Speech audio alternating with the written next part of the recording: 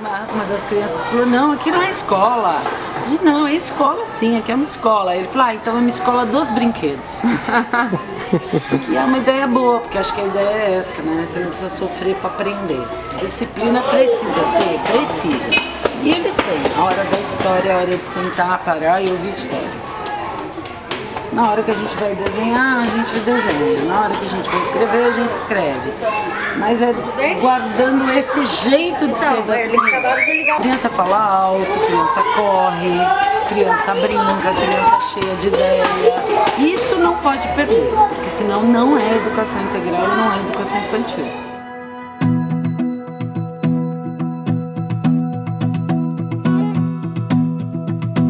Eu vou falar um pouquinho do ProSaber, né? ProSaber SP e quais são os nossos grandes pilares, né? Então a gente trabalha numa linha de educação integral. A gente investe pesadamente na autonomia das crianças. A autonomia é você construir o seu fazer sozinho. A ideia é que a gente aprende a ser sendo. Então você vai aprender a ler e escrever, lendo e escrevendo. Você vai aprender a pesquisar, pesquisando. Então a gente coloca as crianças nessa situação, guardando esse jeito da criança ser. Então assim, as crianças andam, têm autonomia para circular pela escola, porque a gente acredita que isso é preciso aprender, e não precisa ter fila, que eles escolhem desde a alimentação, o que eu posso comer, até as atividades que eu vou fazer, tudo com muita orientação do professor. Parece às vezes, quem olha fala assim, nossa, mas as crianças só brincam. Não. Elas estão trabalhando calendário, matemática, linha escrita, mas o contexto é o contexto da educação infantil. Então você vê, por exemplo, você vê que as crianças elas andam pela escola. Elas levam um copo, elas levam um prato de vidro. Ah, a criança está carregando um prato de vidro. Tá. Porque primeiro a gente acredita nela, que ela é capaz. E segundo, a professora já fez um trabalho anterior dizendo esse prato é de vidro, se ele cair ele quebra, toma cuidado conforme você vai levar. Ou então chegou um bilhete, uma criança levou um bilhete. A gente faz muito bilhetes aqui. Então, a gente está precisando do livro do dinossauro. Então eu vou ler o bilhete para a criança.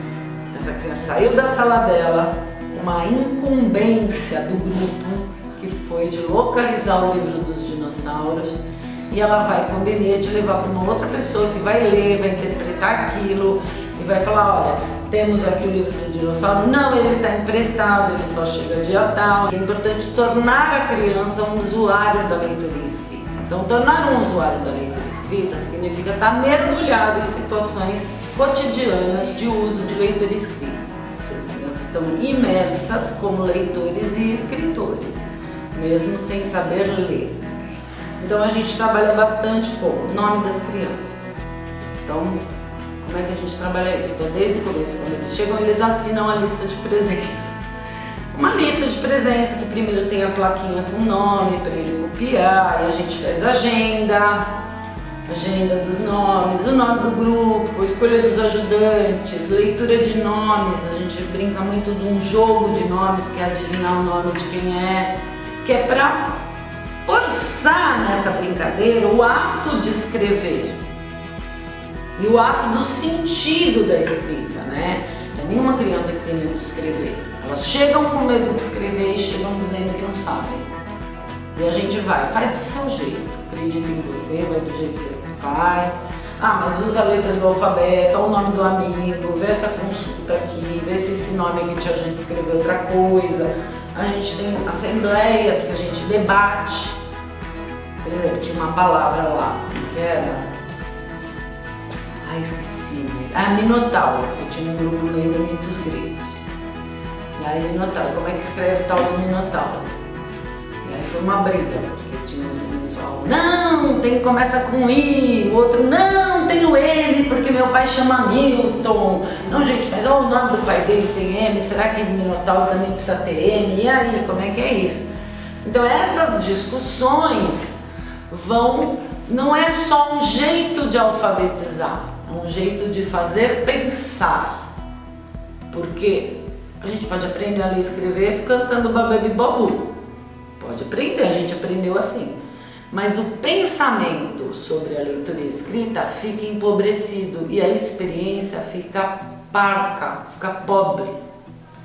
Então a gente trabalha no sentido de ampliar essa experiência do pensamento. Tudo você tem que tomar decisão e pensar. Isso precisa dessa organização, que é um pouco, a gente brinca, psicótica até, porque a gente tem tudo separado, tudo organizado.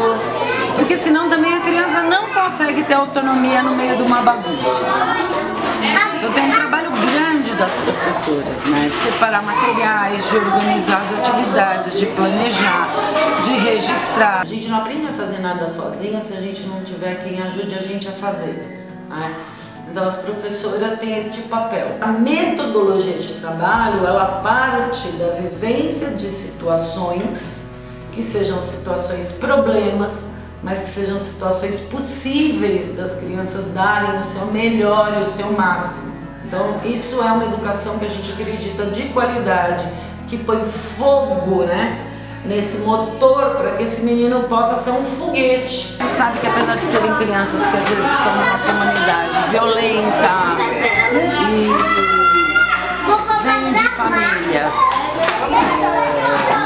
pobres, mas não é nisso que a gente mira na potência, que é a potência que cada um tem de poder aprender e superar as suas adversidades. E a gente acredita que desta forma, aprender é melhor, é mais fácil, porque a gente está tratando integralmente. Isso é uma educação integral. Não é só o tempo que é aumentado, mas sim você conseguir dar qualidade para todos os âmbitos de relação. Então a gente perde tempo sentada na escada conversando com o menino que discutiu com o outro e que não consegue resolver. Então isso pra gente assim não é perder tempo, isso é investir em relações mais, em padrões de relações mais afetivas, mais cooperativas, né?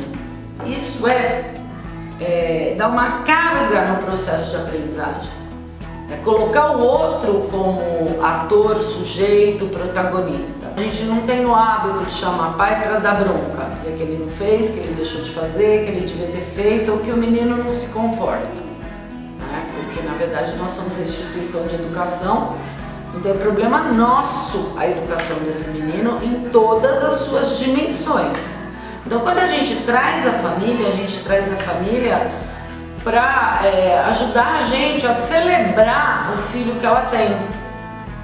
Então a gente valoriza muito cada criança, porque às vezes o único lugar que essa criança tem para ser valorizado, para ser mostrado é aqui. As crianças se servem. No começo elas chegavam aqui, era um prato monstro, porque ele não sabia quanto cabia na barriga dele, ele nunca teve essa experiência. Então pra gente pensar alfabetização, melhorar o desenho, melhorar a pintura, aprender a contar com os jogos, né? 2 vezes por semana eles também têm situações de jogos de percurso, de contar ponto.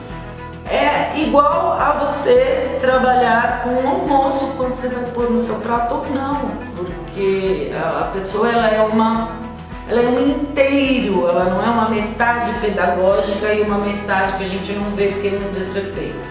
Porque o acolhimento é uma questão central para a gente, construção de vínculo, né?